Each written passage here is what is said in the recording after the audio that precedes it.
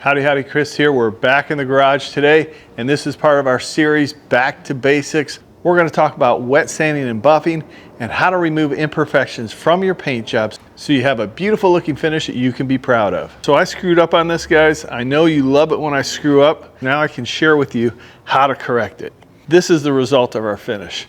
It wasn't too bad, but there's some issues with it. Main issue was we had some moisture in our compressor. Corrected it and we drained our tanks and changed our filter, but it still kind of popped through and you can still see some of the moisture in it if you look close in the light. But the other thing is, we got a lot of dust in this. Look in the light, you can see a lot of dust. There are a few just chips because this is a blend panel. Because this was just a blend panel, we didn't repair all those chips, but there's way too much dirt in this. So we're gonna wet sand and buff this, and I'm gonna show you the process that I use to get rid of these imperfections. What I do first is I take this Kovacs block, and this is 2000 grit sandpaper. You could use a little coarser sandpaper, maybe 1000, and just knock down the dirt.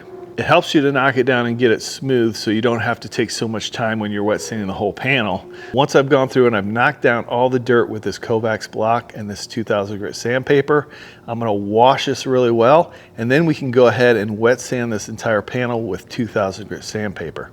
So right here we have one, you can see right there. Just take this block and I'll just go over it until it disappears. Now this takes a little bit longer with 2000 grit, but I like to use 2000 grit because it's easily buffed out. We don't need to make this perfect at this stage. All I want to do is knock it flat, something like that. Let's go around this entire hood, knock down this dust, and get on to the next step.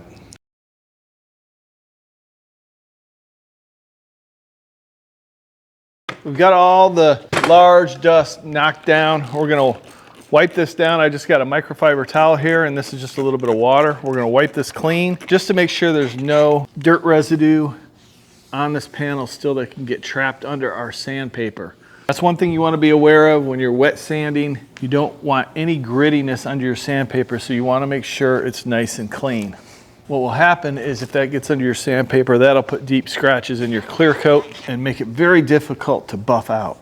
So I like to do the initial wet sanding with 2000 grit sandpaper, and I like to do it by hand. Now I'm using this foam pad.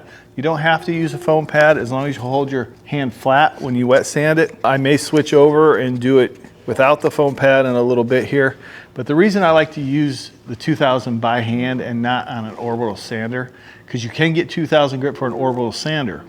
But what that does is that's gonna produce little pigtails. The basic reason why it produces those little pigtails is because if you wet sand it the next day like I do, the clear coat is still soft. And what happens is that 2000 grit sandpaper gets gummed up. So you get little clear particles on your paper, and that causes those pigtails. Even if you clean the paper, you're gonna get some pigtails, and they're very hard to remove. I like to do it by hand. I don't get the pigtails, and then I can go right into 3000 and then 5000 and then polish it out. So I'm just gonna wet down a section here. We're just gonna hold it flat. I don't have to press really hard. I've got a little soap in this water too that helps it to glide a little bit better. And while I'm wet sanding, I'm listening to make sure I don't hear any grittiness under our sandpaper. It should be nice, uniform sound, okay? And I don't usually go right up to the edge because I don't wanna have to buff right up to that edge. All we wanna do is sand that dust particles out and that little bit of moisture that got in the clear coat.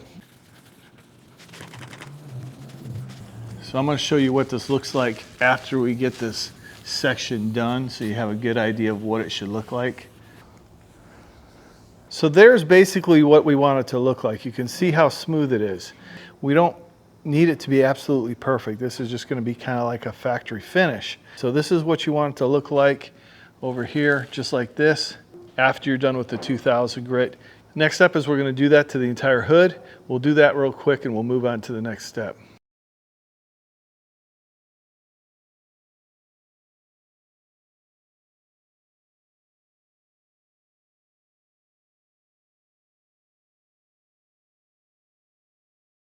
This is 3000 grit trizact paper that we're going to put on an orbital sander, and we're going to go over this entire hood. We're going to go over it really well with the 3000, and then I'll show you the difference. I'll do a square here, and I'll show you the difference between a 2000 grit scratch and then a 3000.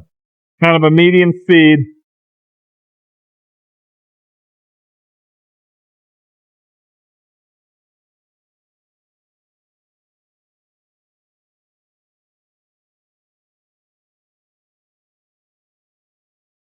There's 3,000. And watch that light go into this section. There's 2,000 root scratches, okay? And we're going to go over this with 5,000. And that's even going to give it a more of a shine. It's really starting to polish it and shine it up. It makes it very easy to buff.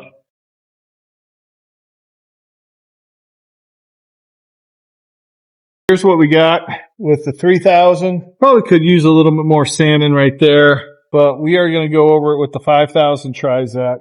This is 5,000 trizact paper. I just go over this quickly, and it really makes it so much easier to buff.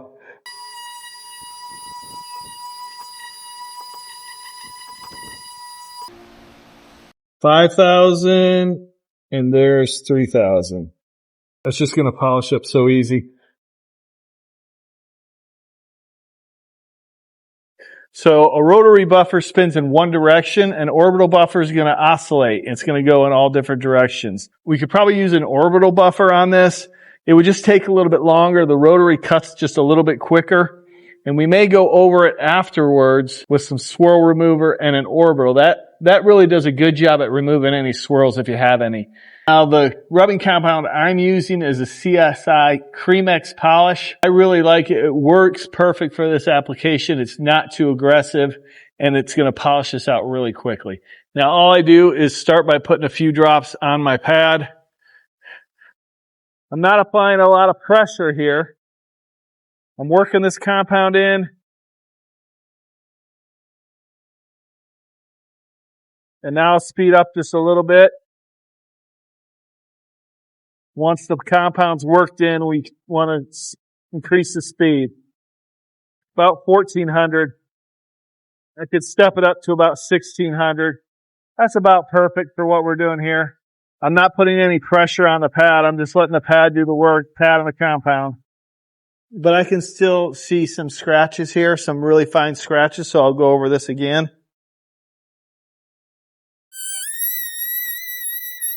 As far as buffing pads, I like to use this white pad. This is a medium cut pad. They have different colors for different cuts, but this is one of my favorite pads to use. When we get this whole hood done, we'll pull it out in the sun and look for any haziness or any fine scratches. This looks pretty good, so we're going to go ahead and do the rest of this hood.